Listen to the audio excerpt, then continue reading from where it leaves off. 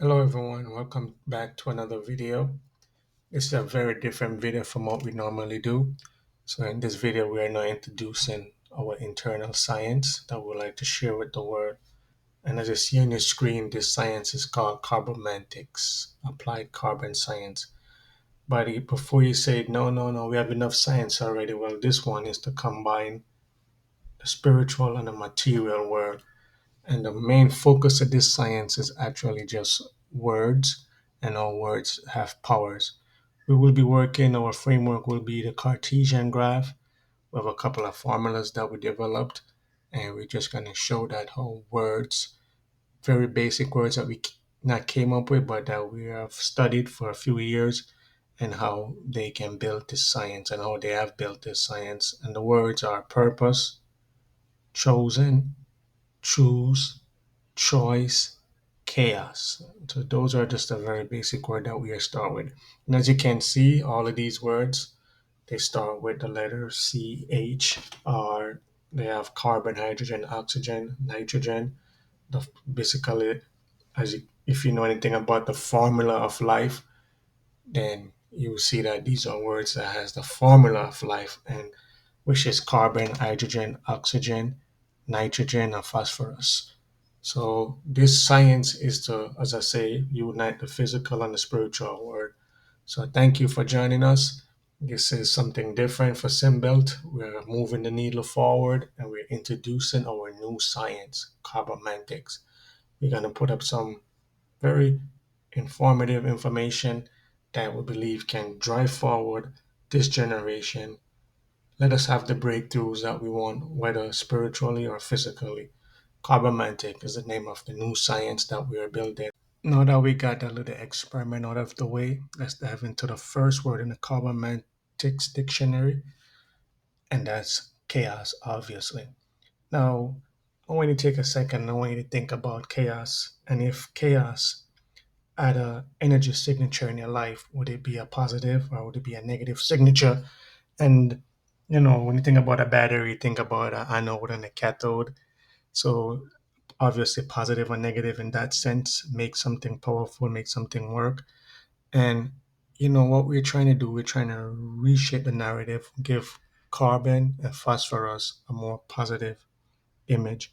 And because my first introduction to phosphorus was an explosion, and obviously, we know that in recent times, it seems that it's not good to burn carbon in the atmosphere. I would say it's not good, but we need it. We need carbon for food, and we can't get away from it in that sense.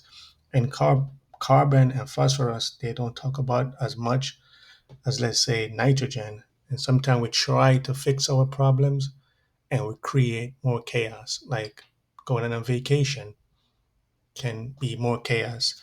And my wife have this saying that she say, and I like it. She said, "Chaos equal cash." And if you look at trying to solve our problems, trying to go on vacation, and how that can turn on sometime, but you already spend cash to go on vacation, so chaos equal cash. But yeah, would it be a positive signature or would it be a negative signature? And I went off on a little tangent for a moment, and I actually wanted to do that intentionally because, Carbomantics also have some geometry and trigonometry aspects to it. So it wouldn't be ancestral knowledge if there wasn't a concept of like sacred geometry. And yeah, looking at chaos, we need to define the word, we need to talk about the origin of the word, but not in this first video. We will get into it later on as we go through this course or this series or this. At this moment, you're probably saying to yourself, but wait a minute. This carbomantics seems to be thermodynamics. Chaos seems to be entropy. And I would say no.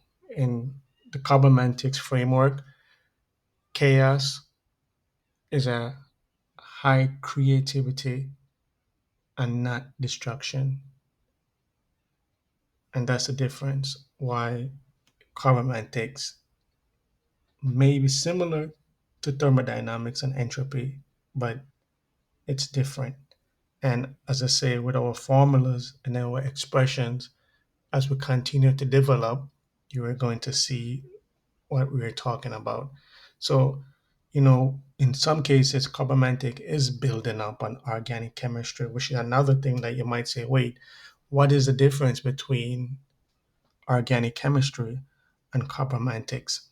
And, organic chemistry play a very important role in life, but the difference is carbomantic is more focusing on bridging the gap, bonding physical and spiritual world together, and to also not leave one group behind, but bring them both together. And that's the difference between organic chemistry and carbomantics. So we'd like to spend the time to kind of just clear up any confusion of what the difference is. But we are building on the shoulders of giants, as people say. And here's just a quick example to show you.